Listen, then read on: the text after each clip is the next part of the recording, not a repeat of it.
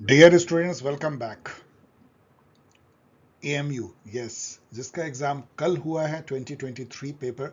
In fact आज बहुत लंबा दिन है मेरे लिए, काफ़ी मैं थक गया हूँ, लेकिन फिर भी इतने मुझे रिक्वेस्ट मिले, इतने मेल, कि मैं फिर भी बोलने की कोशिश कर रहा हूँ। सो सॉरी यदि मैं कुछ कम बोलूँगा। मैंने काफ़ी कुछ तैयार किया था कि बहुत ज़्यादा एडिशनल इन्फॉर्मेशन देंगे, लेकिन इस वीडियो को आज बनाना इसलिए इम्पॉर्टेंट है कि कई लोग आप वेट कर रहे हैं, इवन लेट नाइट में। इस चलते मैं इस लेट इवनिंग में मैं इसको रिकॉर्ड कर रहा हूँ। So let us begin 2023 paper. देखते हैं कैसा आया है, जबकि मुझे लगता है कि मेरे जो स्टूडेंट हैं उनको तो ये ब्रीज टाइप का लगा होगा। 10 क्वेश्चन को यदि हम छोड़ दें तो बाकी जो 60 क्वेश्चन है वो वही हैं जो मैं लगातार डिस्कस करता हूँ, आप देखेंगे। और 10 क्वेश्चन में ऑफ कोर्स कुछ अरबिट हैं, कुछ डिफिकल्ट हैं, और कुछ में एरर भी है। सो लेट अस सी। यहाँ पे देखिए, थोड़ा सा छोटे छोटे अक्षर होंगे, ये मैं सॉरी, क्योंकि वो मतलब मैंने एकोमोडेट किया है एक स्लाइड में कुछ ज़्यादा क्वेश्चन।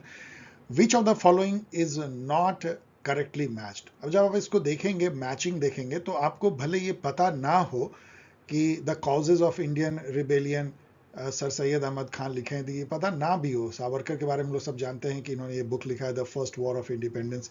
गीता रहस्य भी बहुत स्टूडेंट जानते होंगे कि तिलक जी ने लिखा है, लेकिन ये तो सभी जानते हैं कि हिंद स्वराज जो है गांधी जी ने लिखा है। यदि इसको गोखले, जो कि उनके पॉलिटिकल गुरु माने जाते हैं गांधी जी के, यदि वहां लिख दिया गया तो आपके लिए लड्डू क्वेश्चन हो जाता है।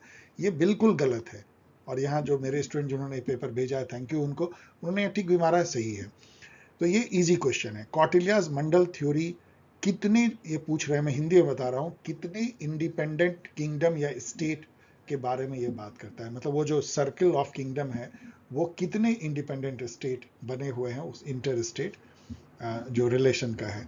तो इसमें जो सही आंसर 12 है, और ये बहुत आसान है क्योंकि आप कहीं भी पढ़ेंगे, मैंने ये इग्नू के मटेरियल से लिया है। तो 12 किंगडम जो है आप देख सकते हैं क्या है। विजुगुसु के अलावा, विजी गिशु के अलावा अरि मित्र, उसके अरि मित्र मित्र मित्र और अरि मित्र मित्र, ये तो मतलब फ्रंट साइड में 6 हैं, और 4 जो हैं वो बैक साइड में है। पार्शनिग्रहा और दो उसका सारा, अकरंद अकरंद सारा, और मध्यमा और उदासीना जो हैं दो किंग जो हैं, जो कि बीच बचाव एक करते हैं, जो दोनों बहुत पावरफुल हैं। उदासीन तो बहुत दूर में, अमेरिका जैसा, मान लीजिए जैसे साउथ एशिया से अमेरिका का नाता है, उस टाइप का है।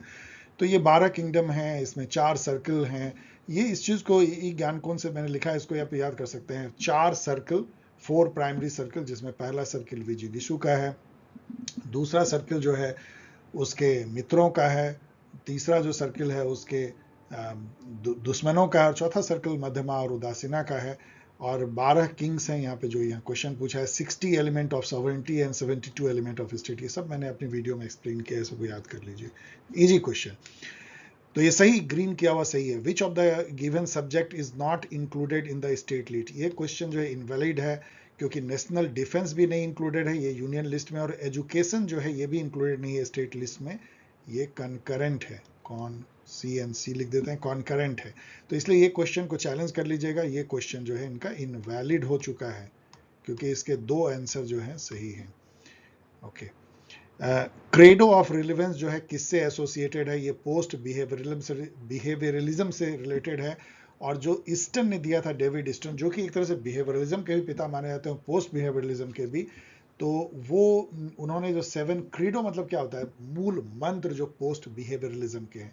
और जब इसको आप देखेंगे तो आपको दिखेगा कि जो जो बिहेवियरलिज्म में जिसको कम तवज्जो दी जाती थी, लाइक वैल्यू को, चेंज को, फैक्ट वैल्यू सिंथेसिस को, उन सब को इन्होंने यहाँ पे लिया है। तो पोस्ट बिहेवियरलिज्म एक तरीके से बिहेवियरलिज्म को वैल्यू के तरफ, चेंज के तरफ और सब्सटेंस के तरफ ले जाने का एक प्रयास था। कि मतलब वहाँ जो बहुत फैक्चुअल हो गया था ना, वो बहुत इंपेरिकल हो गया था, उसको थोड़ा सा मॉडरेट करने का प्रयास।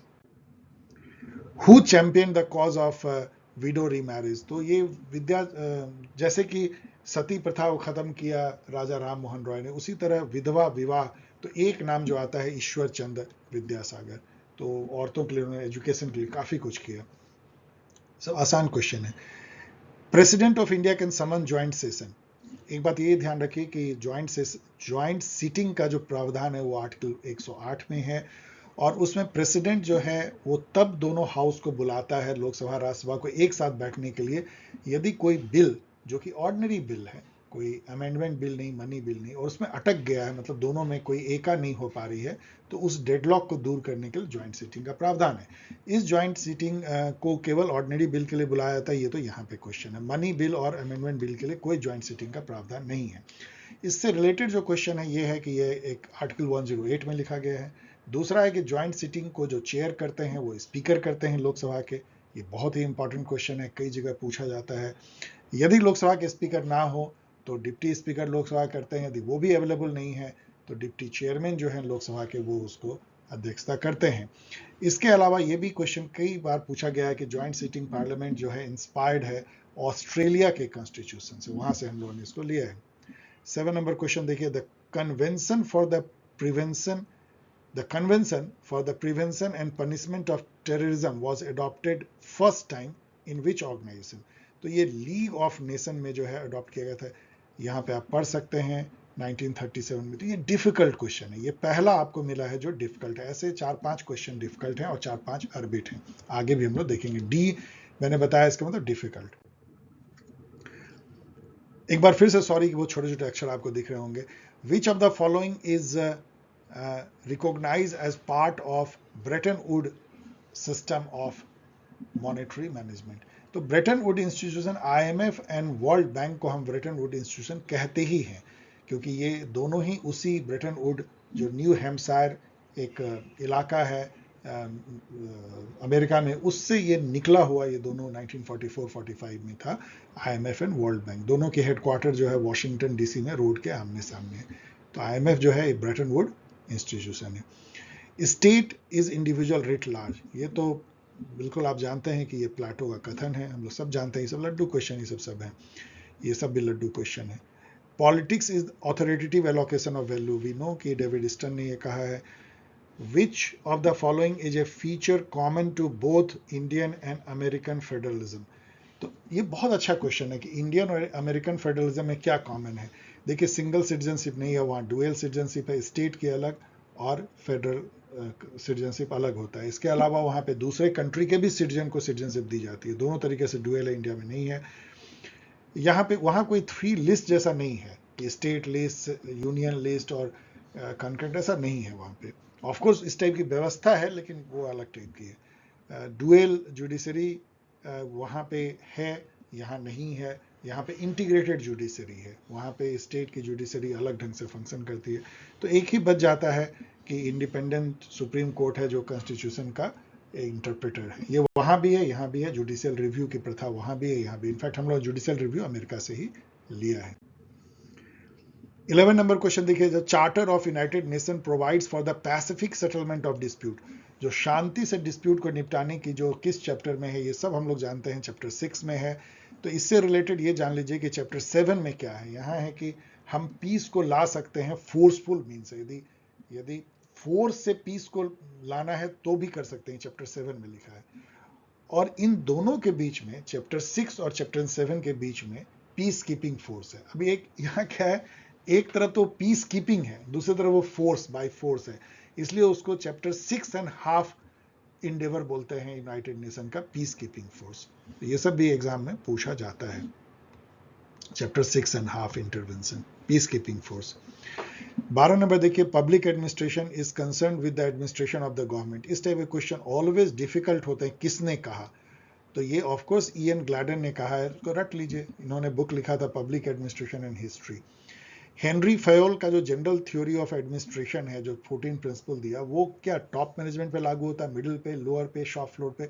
तो ये भी एक तरह से आपको याद रखना चाहिए कि टॉप मैनेजमेंट लेवल पे लागू होता है, क्योंकि जितनी बातें वहां पे कही गई वो ज्यादा ज्यादा जो है वो टॉप मैनेजमेंट के लिए ही फ्रूटफुल था, ऐसा उनका भी विचार था, इसलिए टॉप मैनेजमेंट के लिए है। इससे रिलेटेड जो POCC है, ये भी टॉप मैनेजमेंट के लिए है कि टॉप मैनेजमेंट क्या करती है, प्लानिंग करती है, organising, commanding, coordinating and controlling करती है। POCC ये लगभग उसी टाइप कैसे कि पोस्ट कॉर्ब आपको याद है, जो उलिक और गुलिक एंड उर्विक ने दिया था, उसी टाइप की जो है POCC भी फायोल का दिया हुआ है 5 टॉप मैनेजमेंट के function. The international humanitarian law is applicable, ये पहला कंफ्यूजिंग क्वेश्चन है।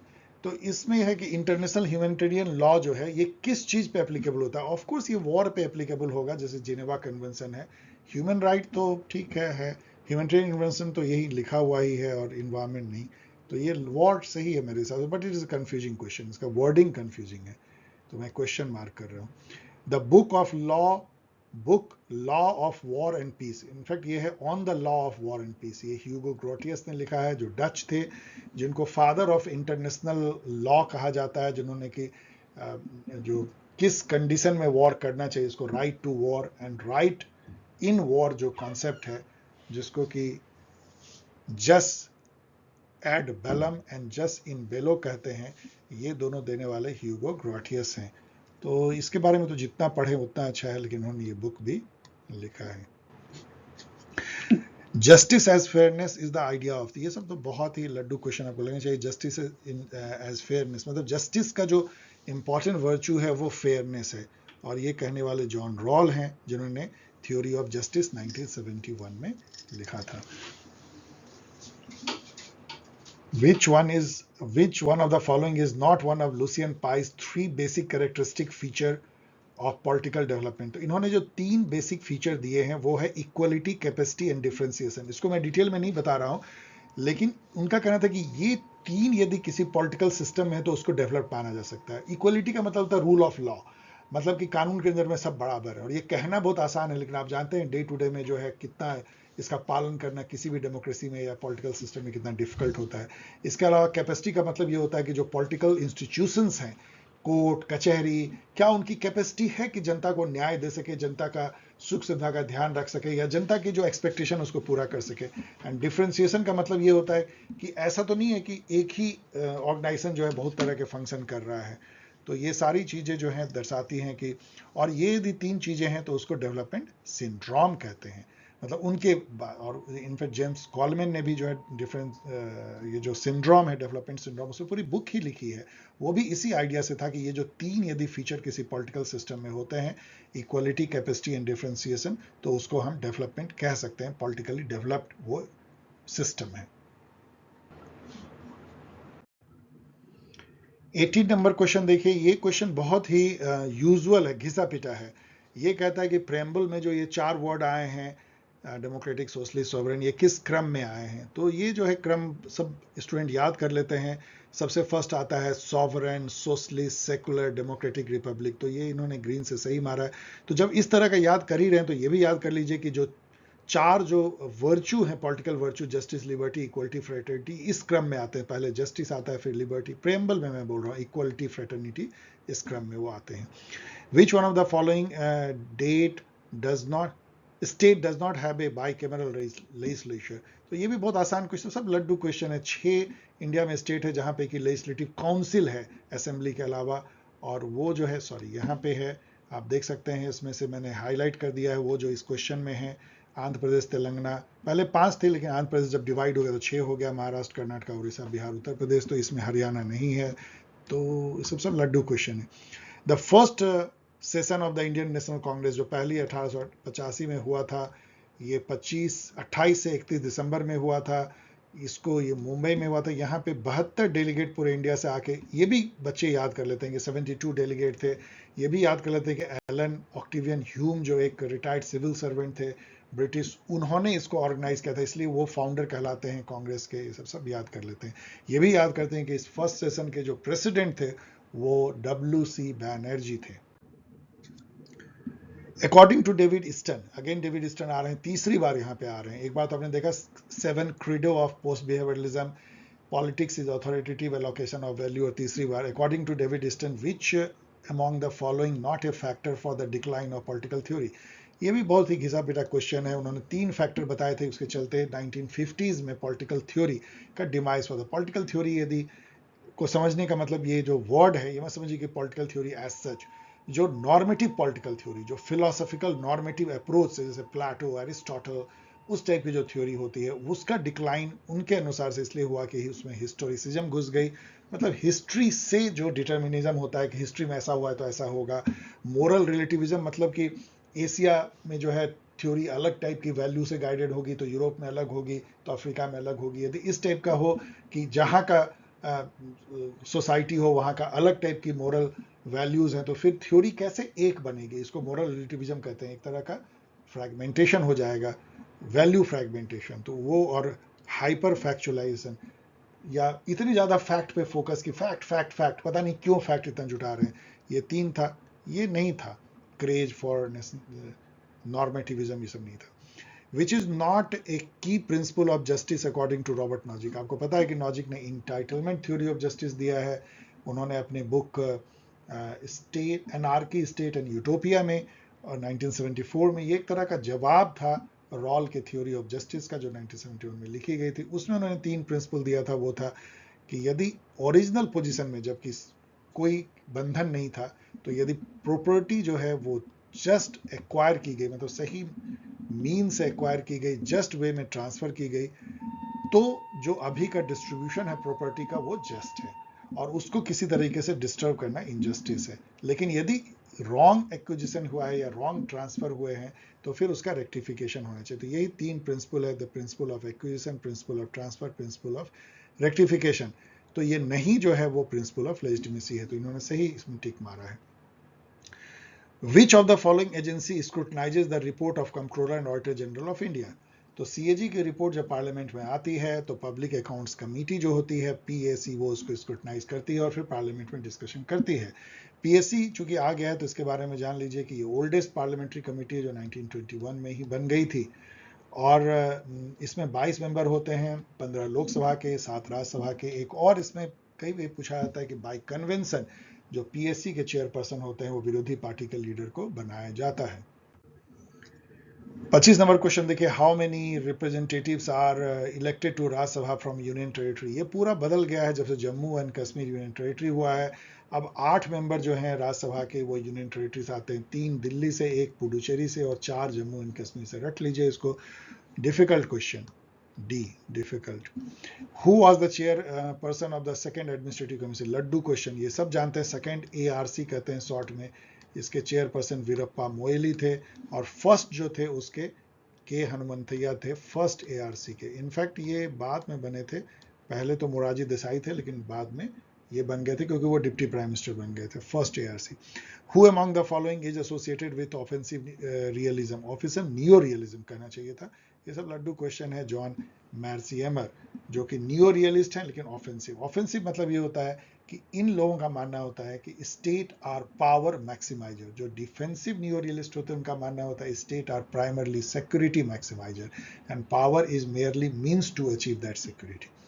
Who is not related to metaphysical philosophy? अब ये क्वेश्चन जो है डाउटफुल क्वेश्चन है। मेटाफिजिक्स पहले होता क्या है, मतलब आप समझ लीजिए जो अदर वर्ल्डली बात करे, मतलब जैसे प्लाटो जो है इंटेलिजिबल वर्ल्ड की बात करते हैं, ये बेसिकली फिलॉसफी का वो ब्रांच है जो एक्सप्लोर करता है कि रियलिटी क्या है, फंडामेंटल नेचर ऑफ रियलिटी क्या है, मतलब साइंस ऑफ बीइंग।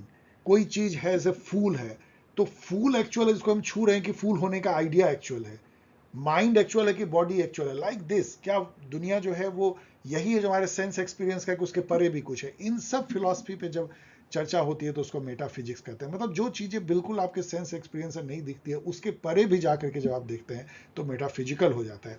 तो प्लेटो तो बिल्कुल है, और कांत भी मेटाफिजिकल माने जाते हैं, और ये भी माने जाते हैं, और एपिक्यूरस हो सकता है इसका इन्होंने आंसर दिया हो, लेकिन ये भी कई जगह मैंने पढ़ा आप ही लोग के रिसर्च में कि ये भी मेटाफिजिक्स फिलॉसफी को, तो पता नहीं ये क्या कहना चाहते हैं, इसको मैंने क्वेश्चन मार्क किया है, बट मोस्ट प्रोबेबली इसका ऑफिशियल आंसर जो है एपिक्यूरस होगा।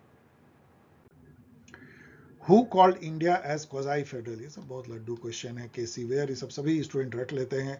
Who talked about hierarchy of law? तो ये जो थॉमस अक्विन है, ये डिफिकल्ट क्वेश्चन है, क्योंकि ये इतना डीप में कि एक्विनाज ने जो है 4 टाइप का लॉ बताया, the eternal, natural, the human, divine, और उसने ऊपर नीचे रखा इटर्नल, उसके बाद नेचुरल, उसके बाद ह्यूमन। तो ये इसको पढ़ लीजिएगा, डिफिकल्ट क्वेश्चन। तो ये दूसरा तीसरा डिफिकल्ट क्वेश्चन है। मार्क्सिस्ट सोशलिज्म को हम साइंटिफिक सोशलिज्म भी कहते हैं, तो ये सही है। Marxist socialism is also known as scientific socialism, मतलब कि उन्होंने कहा कि हम जो सोशलिज्म दे रहे हैं वो साइंटिफिक है, क्योंकि वो प्रेडिक्टेबल है, वो जैसे लैब में हम प्रेडिक्ट करते हैं उस टाइप के उन्होंने हिस्टोरिकल मटेरियलिज्म से निकाला कि ऐसे होगा, ऐसे होगा, ऐसे होगा। पहले पहले जो है वो मास्टर स्लेव था, फिर उसके बाद लॉर्ड सर्फ हुआ, फिर कैपिटलिस्ट लेबर हुआ, फिर सोशलिज्म आएगा, फिर कम्युनिज्म आएगा, लाइक। अब ये क्वेश्चन तो उन्होंने अपने खुद अपने बारे में पूछ लिया, अजीज बादशाह एंड यूनियन ऑफ इंडिया। ये AMU से रिलेटेड एक केस था कि इनका माइनॉरिटी स्टेटस है कि नहीं। मैंने थोड़ा सा पढ़ा तो उसमें यह था कि नहीं, ये माइनॉरिटी कॉलेज नहीं है, माइनॉरिटी इंस्टीट्यूशन नहीं है, ऐसा था। तो अपने बारे में ये क्वेश्चन पूछ रहे हैं, ठीक है, पूछते हैं, ये भी पूछते हैं, जामिया भी पूछती है, थोड़ा बहुत जान लीजिएगा ये सब। Constraint on freedom emerge from social inequalities of, यहाँ पे देखिए ये क्या है बेसिकली, किन किन सोशल इनइक्वलिटी से फ्रीडम बाधित होता है। जेंडर से होता है, क्लास से होता है, कास्ट से होता है, इसको इंटरसेक्शनलिटी कहते हैं, रेस से भी हो सकता है।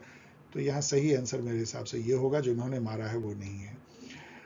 Which article of the Indian constitution deals with the uniform civil code, ये तो इतनी बार अब पूछा जा रहा है क्योंकि यूसीसी अभी चर्चा में है, तो ये पूछा जाता है। Who said it is better to be Socrates dissatisfied than a fool satisfied? इसका पूरा जो है यहाँ पे पढ़ लीजिएगा, बहुत मजेदार JS मिल का ये कथन है यूटिलिटेरिज्म नाम के बुक में। इसके अलावा थॉमस कार्लाइल जो है, जो ब्रिटिश एक तरह के पॉलेमिक राइटर थे, मतलब जो बहुत ही कटाक्ष करते थे किसी चीज पे, उन्होंने बेंथम के जो यूटिलिटेरियनिज्म था उसको पिग फिलॉसफी करार दिया था। ये भी क्वेश्चन पूछा जाता है। Who among the following declared the Indian constitution first and foremost as social document? Sorry, इतना छोटा है कि मुझे पढ़ने में दिक्कत हो रही है, आई एम वेरी सॉरी, इसको थोड़ा और बड़ा करना चाहिए था। ये ग्रैनविल ऑस्टिन ने कहा है। ग्रैनविल ऑस्टिन ने इंडियन कॉन्स्टिट्यूशन को बहुत कुछ कहा, लाइक सीमलेस वेब भी कहा है। इसके अलावा उन्होंने माइक्रोकॉस्म ऑफ इंडिया कहा है कॉन्स्टिट्यूंट असेंबली को। उन्होंने बुक लिखा था Indian constitution the corner stone of nation 1966, उसमें ये सब बातें कही है। What is Rudram one? तो रुद्रम वन यहाँ मैंने फोटो दिया है, ये एक एंटी रेडिएशन मिसाइल है। बेसिकली एंटी रेडिएशन मिसाइल क्या होती है, जैसे मान ली किसी के रडार को ध्वस्त करना है, जो भी रेडिएशन निकालने वाली जो सोर्स होती है इलेक्ट्रॉनिक डिवाइस, उसको ये सेंस करके उसको ध्वस्त करती है रुद्रम वन। एक्सरसाइज वीर गार्जियन जो है मिलिट्री एक्सरसाइज, हमने किस कंट्री के साथ किया? जापान। इस तरह का जो है याद कर लीजिए, जैसे कि गरुड़ा हम लोग करते हैं इंडोनेशिया के साथ, मालाबार हम लोग क्वाड कंट्री के साथ करते हैं नेवल एक्सरसाइज, शक्ति हम लोग फ्रांस के साथ। इस टाइप की बातें पूछी जाती है, चूंकि पूछी जा रही है तो रट लीजिए इसको। Which of the following Supreme Court judgment has put certain procedural limitation on the use of article 356? ये बहुत आसान क्वेश्चन है, SR बोम्बई 1994। इसके बाद से जो है काफी घट गया आर्टिकल 356 का misuse. Who said negative liberty is superior to positive liberty? ये जो है इसे वर्डलिन ने कहा है। इन्होंने अपने 2 essays of liberty या 2 concepts of liberty and 4 essays on liberty, देख लीजिएगा बुक। इन सब में इन्होंने जो है निगेटिव पॉजिटिव लिबर्टी में बंटवारा किया। इनके पहले किसी ने भी इस तरीके से लिबर्टी को 2 पार्ट में नहीं बांटा था, निगेटिव पॉजिटिव। इन्होंने फर्स्ट टाइम बांटा। इन्होंने ये भी कहा कि पॉजिटिव लिबर्टी एक स्लिपरी स्लोप है जो टोटलिटेरियनिज्म की तरफ ले जाती है, इसलिए उन्होंने कहा कि निगेटिव लिबर्टी, इसमें कुछ बुराइयां तो है, फिर भी वो बेटर है क्योंकि वो आपकी लिबर्टी को ज्यादा अक्षुण्ण रखती है। विच of the following is correctly match? तो पॉजिटिव इंडिविजुअलिज्म, सीवी मैकफर्सन, ये सब बिल्कुल ही एकदम बहुत ही लड्डू क्वेश्चन है। ओरिजिनल पोजीशन जो है वो जॉन रॉल के साथ जुड़ा हुआ है, उनके थ्योरी ऑफ जस्टिस में, justice as fairness John Rawl, and entitlement theory जो है ये Robert Nozick. The concept of power elite जो है सी राइट मिल ने दिया, जिसमें वो कहते हैं कि 3 जो ग्रुप हैं अमेरिका में, जो कॉर्पोरेट वर्ल्ड हैं, जो मिलिट्री है, जो पॉलिटिकल क्लास, ये तीनों मिल करके एक पावर एलिट बनते हैं। नेक्सस और मास तो बेचारी मूक दर्शक हो जाती है। द थ्योरी ऑफ बोदिन, जो उनका जो थ्योरी है बोदिन का, सॉरी दूसरा क्वेश्चन मैं पढ़ रहा हूँ। The theory of balance of terror relates to, तो बैलेंस ऑफ टेरर जो है ये बेसिकली न्यूक्लियर डिवाइस के संदर्भ में, न्यूक्लियर वॉर के संदर्भ में कहा जाता है कि यदि मान लीजिए इंडिया और पाकिस्तान के पास न्यूक्लियर वेपन है तो ये बैलेंस ऑफ टेरर है, मतलब अब दोनों लड़ाई नहीं करेंगे क्योंकि इनको पता है कि यदि न्यूक्लियर वॉर हो गई तो कोई भी नहीं बचेगा, कोई इसमें विनर होता ही नहीं है। तो ये न्यूक्लियर वेपन ऐसा इतना बड़ा डिटरेंस पैदा करता है, इसको बैलेंस ऑफ टेरर कहते हैं। तो बैलेंस ऑफ पावर से अब जो है वर्ल्ड बैलेंस ऑफ टेरर की तरफ जा रहा है, ये कहने वाले लेस्टर पियर्सन थे, जिन्होंने कि ये क्वाइन किया था 1955 में, the balance of terror has replace balance of power, उनका कहना था। अब ये किस गवर्नर जनरल ने जो है मोहम्मडन एग्लो ओरिएंटल कॉलेज MAO का उद्घाटन किया था, जो बाद में जो अलीगढ़ मुस्लिम यूनिवर्सिटी कहलाया, सर सैयद अहमद खान ने इसको खोला था, ऑक्सफोर्ड और कैम्ब्रिज के तर्ज पे, और ये लॉर्ड लिटन ने किया था। तो बस इसको जान लीजिए, ये सब चीज़ें थोड़ी बहुत ये पूछते हैं तो ठीक है, चूंकि एमयू का है तो अपने बारे में एक दो क्वेश्चन भी पूछते हैं। Who among the following describe democracy as the tyranny of majority? एक नहीं, दो थिंकर ने ऐसा कहा है, जॉन स्टुअर्ट मिल ने और एलेक्स डी टॉकवेल ने। तो यहाँ एक का जिक्र है तो ठीक है। आर्टिकल 32 जो है आपको पता है, इसको हार्ट एंड सोल कहा था अंबेडकर ने। ये क्या करता है, आपको राइट टू कॉन्स्टिट्यूशनल रेमेडीज देता है। मतलब यदि आपका फंडामेंटल राइट इन्फ्रिंज हो रहा है तो आप सीधा सुप्रीम कोर्ट को का दरवाजा खटखटा सकते हैं। Which of the following is apt description of Bodin's theory of sovereignty? तो बोदिन का जो थ्योरी ऑफ सॉवरेंटी है उसको आप समझिए, उसके तीन बेसिक पिलर है। ये एब्सोल्यूट, परपेचुअल एंड अनडिवाइडेड होता है, वो सॉवरेन है। मतलब उसको एब्सोल्यूट पावर होना चाहिए, कोई उसके ऊपर सत्ता नहीं। वो परपेचुअल होना चाहिए, ये नहीं कि आज ये सॉवरेन है कल तो आपको पता नहीं चलेगा कौन सॉवरेन है। परपेचुअल, कोई थोड़े दिन के लिए नहीं, मतलब अच्छा खासा सब्सटेंशियल पीरियड के लिए कोई है, परपेचुअल है मतलब, या परपेचुअल जो है सॉवरेन होना चाहिए, चाहे बदलते रहे, लेकिन परपेचुअलिटी एक इंपॉर्टेंट कैरेक्टरिस्टिक है कि सॉवरेन, जैसे इंडिया सॉवरेन, हमेशा सॉवरेन। एंड अनडिवाइडेड, ये नहीं कि सॉवरेन जो है बटा हुआ हो, ये सब बोर्डिन के साथ है। तो यहाँ चूंकि एब्सोल्यूट सॉवरेंटी है तो आप इसको टिक मार सकते हैं, ठीक है। हार्वर्ड साइमन जो है वो किस लिए जाने जाते हैं, तो डिसीजन मेकिंग थ्योरी के लिए जाने जाते हैं, हम लोग सब जानते हैं। इन्होंने एडमिनिस्ट्रेटिव बिहेवियर लिखा था, इनको नोबेल प्राइज भी मिला था। तुसी और हुतू जो हैं, ये कॉन्फ्लिक्ट, ये दो ट्राइब के बीच में किस कंट्री में होता है? पूरी दुनिया जानती है, रवांडा में होता है। 1994 में पूरा नरसंहार हुआ था हुसी, तुत्सी एंड हुसू के बीच में। अब यही चीज यहाँ मणिपुर में भी देखिए कि मेइटी और कुकी के बीच में वहां पे हो रही है। जॉन न्यूमॉन जो है वो किससे एसोसिएटेड हैं, तो गेम थ्योरी से। Otto von John Neumann game theory से रिलेटेड है। आई होप कि गेम थ्योरी आप जानते हैं, prisoners dilemma and pay off and matrix, ये सब आप टर्मिनोलॉजी आपको पता होगी। India sign basic exchange and cooperation agreement, BECA, किसके साथ? ये 2020 में साइन किया था, अमेरिका के साथ। हम लोग सब जानते हैं, ये सब बहुत आसान क्वेश्चन है। जस्टिस पुंछी कमीशन 2007 में बनी थी सेंटर स्टेट रिलेशन पे, तो सरकारिया 1983 में बनी थी, और राजमंडार कमेटी 1969 में डीएमके गवर्नमेंट ने। ये सब बहुत ही फेमस जो है सेंट्रल स्टेट रिलेशन की कमीशन है। ये तो स्टेट की है, दो सरकार यूनियन गवर्नमेंट ने बनाया था। कॉम्प्लेक्स इंटरडिपेंडेंस जो है वो इंटरनेशनल रिलेशन में किसने प्रोपाउंड किया, तो हम लोग सब जानते हैं, ये नियो रियलिज्म के पिता भी माने जाते हैं, रॉबर्ट कोहेन एंड जोसेफ ने।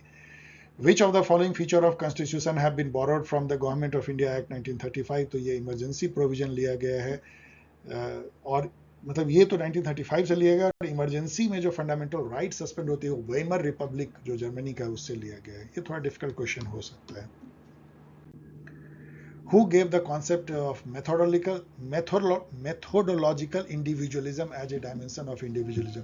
ये कार्ल पॉपर ने दिया था, ये ऑस्ट्रेलियन थिंकर थे। इन्होंने बहुत कुछ और भी दिया है। इन्होंने एनिमी ऑफ ओपन सोसाइटी करके जो बुक लिखी थी, जिसमें इन्होंने मार्क्स, प्लेटो, हेगल को एनिमी ओपन सोसाइटी करार दे दिया था। मेथोडोलॉजिकल इंडिविजुअलिज्म मतलब एक सिंपल वे में कहें, जो मैंने लिखा भी है, कि हर कुछ इंडिविजुअल के नजरिए से चीजों को समझना।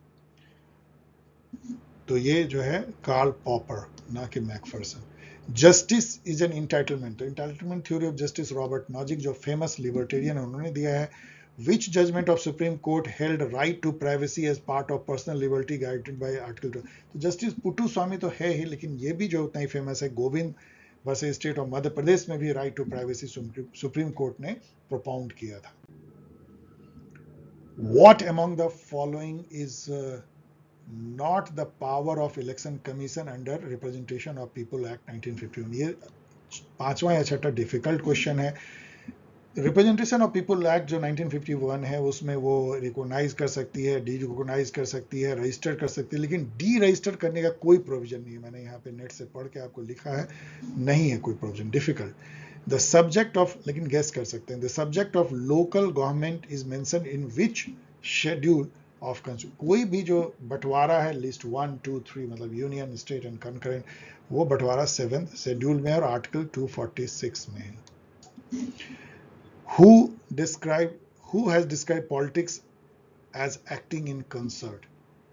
इस तरह का चीज की पॉलिटिक्स मतलब क्या है, मिल करके जब आप कोई चीज को क्रिएट करते हैं, स्पीच से, कम्युनिकेशन से, डायलॉग से, पावर भी वही है।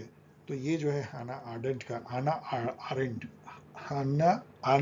आरेंट, एक ज्यूज महिला थी जो 1950s में इन्होंने जो ह्यूमन कंडीशन नाम की बुक लिखी, टोटलिटेरियनिज्म लिखा, ये भाग के अमेरिका गई थी वहाँ पे इन्होंने काफ़ी सारे काम किए। ये फेमिनिस्ट नहीं है, याद रखिएगा, लेकिन इन्होंने काफ़ी सारी बुक लिखी हैं लिबर्टी पे, टोटलिटेरियनिज्म पे, ह्यूमन कंडीशन पे और the principle of collective responsibility of council of minister to parliament, ये कहाँ पे लिखा हुआ है? आर्टिकल 75(3) मैंने यहाँ रिप्रोड्यूस कर दिया है। आर्टिकल 75(1) कहता है the prime minister shall be appointed by president and the other minister shall be appointed by the president on the advice of the prime minister. उसी का थर्ड पार्ट कहता है the council of minister shall be collectively responsible to the house of people. Writ जो है वो कौन कौन से कोर्ट इशू करते हैं ये पूछा जा रहा है। क्या हाई कोर्ट, सुप्रीम कोर्ट? केवल दोनों में से कोई एक नहीं, दोनों ही रिट कर सकते हैं। आर्टिकल 32 के तहत जो है 5 रिट सुप्रीम कोर्ट जारी कर सकता है और आर्टिकल 226 के तहत 5 रिट जो है हाई कोर्ट भी जारी कर सकता है। इनफैक्ट हाई कोर्ट के रिट जारी करने का जो दायरा है वो सुप्रीम कोर्ट के दायरे से बड़ा है। सुप्रीम कोर्ट केवल फंडामेंटल राइट के इंफ्रिंजमेंट के लिए जारी कर सकता है, जबकि हाई कोर्ट जो है लीगल एंड कॉन्स्टिट्यूशनल राइट के इंफ्रिंजमेंट पे भी। If the administrative authority within a department is vested in a single authority, कोई एक ऑर्गेनाइजेशन में एक व्यक्ति चीफ है तो उसको ब्यूरो कहते हैं। कुछ व्यक्ति मिल करके जब चलाते हैं उसको बोर्ड या कमीशन कहते हैं। सोशल एंड इकोनॉमिक प्लानिंग किस लिस्ट में है? यूनियन, स्टेट या कंकरेंट? तो ये कंकरेंट लिस्ट में है। ये तो आपको जस्ट जानना है, एक बार ब्राउज कर लीजिए विकिपीडिया पे जाकर के। ये जो चीज है caste association, notion of caste association and caste federation, ये सब बातें जो हैं ये caste in Indian politics, Rajni Kothari जो लिखा था उसमें इसका जिक्र है कैसे जो है कास्ट पॉलिटिसाइज हो गई है एंड पॉलिटिक्स जो है वो कास्ट में घुस गई है। Who defined law as the command of the sovereign backed by the force या कोएर्सन? तो ये कहने वाले जॉन ऑस्टिन थे। अभी आपने बोदिन का देखा एब्सोल्यूट सॉवरेनिटी, तो सॉवरेनिटी पे जॉन ऑस्टिन ने भी एक बहुत ही विशिष्ट थ्योरी दिया इसको कि मोनिस्टिक थ्योरी ऑफ सॉवरेनिटी कहते हैं। मतलब कि सॉवरेन एक ही होगा, कोई मल्टीपल नहीं, मतलब प्लूरल सॉवरेनिटी का कॉन्सेप्ट को काटा और लीगल सॉवरेनिटी का कॉन्सेप्ट उन्होंने दिया। पंसील एग्रीमेंट जो है वो किसके किसके बीच साइन हुआ? इंडिया चाइना, लेकिन ये इंडिया चाइना और बर्मा के बीच, जिसको अब म्यांमार कहते हैं, उनके बीच में भी साइन हुआ था। मैं बार बार कहता हूँ कि इंडिया चाइना ने भी साइन किया और चाइना म्यांमार ने भी साइन किया। 1954 में हुआ था, याद रखिएगा। और उसी के कुछ साल बाद देखिए 1962 में वॉर हो गया। What are the eligibility criteria to receive the जो इलेक्ट्रल बॉन्ड है उसका पैसा कोई पार्टी को रिसीव होगा, उसके लिए क्या क्राइटेरिया है? तो ये है कि एक तो पहले उसको रजिस्टर्ड होना चाहिए, द रिकॉग्नाइज पार्टी होनी चाहिए और उसको 1% वोट जो है वो मिला होना चाहिए लोकसभा या विधानसभा में। ये मैंने यहाँ पे दे दिया है, तो ठीक है। ये है who gave the theory of party as the vanguard of the proletariat? तो ये बात तो आपको पता होगी, ये लेनिन ने कहा। इसे बहुत आसान क्वेश्चन है, ये मैच करना डिफिकल्ट हो सकता है क्योंकि न्यू डिस्पोटिज्म तो मैंने कई जगह कहा है कि लॉर्ड हेविट ने कहा है, ये ब्यूरोक्रेसी को कहा है, लेकिन दूसरा खोजने में दिक्कत हो सकती है क्योंकि ए के 3 से तो आप 50-50 गेम तो खेल सकते हैं, लेकिन उसके बाद आप अटक जाएंगे। तो उसमें ये जो बुक है ना, ये आपको बचाता है क्योंकि जयशंकर ने लिखा है, तो आप गेस भी कर सकते हैं कि the Indian way of foreign policy, तो ये ऑफकोर्स इन्होंने ही लिखा है। तो सी का 4 है, तो ये यहाँ पे आपको जो है मैच हो जाता है। सो ओके डियर स्टूडेंट, पहले तो आई एम सॉरी क्योंकि ये हुआ ये था कि ये मैंने बड़े मतलब पीसी जो बहुत बड़ा स्क्रीन था उस पर इसको पहले तैयार किया था, तो उसमें मुझे बहुत बड़ा बड़ा दिख रहा था। अब लैपटॉप में मैं जब खोल के देख रहा हूँ हड़बड़ी में तो बहुत छोटे फंट है, तो आई एम सॉरी कि इसको मोबाइल पे भी आप देखेंगे तो आपको खासा डिफिकल्टी होगी, लेकिन मैंने पढ़ दिया है तो आप आंख बंद करके सुन सकते हैं। यदि आप लैपटॉप में देखेंगे तो आपको फुल स्क्रीन पे कोई प्रॉब्लम नहीं होगी। और यदि आप CUET PG दे रहे हैं और यदि आप ग्रुप नहीं ज्वाइन कर पाए थे तो अभी भी आपके पास 10-12 घंटे पढ़ने का है, उसमें इन दोनों गाइड से आपको बहुत फायदा हो सकता है। इसका मैंने लिंक दिया है, डिस्क्रिप्शन में मिलेगा, अभी भी पढ़ लीजिए। और अभी तो CPET उड़ीसा आने वाली, तो उसमें तो आपको हेल्प होगा ही। और इस तरीके से आप मुझसे टच में रह सकते हैं। जहां तक कट ऑफ की बात यदि करें तो ये पेपर ईजी था और इसमें मुझे लगता है कि कट ऑफ जो है 70 क्वेश्चन था, तो 55 यदि आप हिट कर देते हैं, जो कर सकते हैं यदि आप मेरे स्टूडेंट हैं, तो बिल्कुल आप सेफ हैं। उसके नीचे प्रॉब्लम हो सकती है। ओके देन, अगली वीडियो के साथ जल्द ही मिलेंगे, हो सकता है CUET PG परसों रात में। यदि मेरे स्टूडेंट ने रिकॉल कर दिया तो हम लोग मेमोरी रिकॉल पेपर डिस्कस करेंगे। तब तक के लिए विदा, good wishes for CUET PG, bye.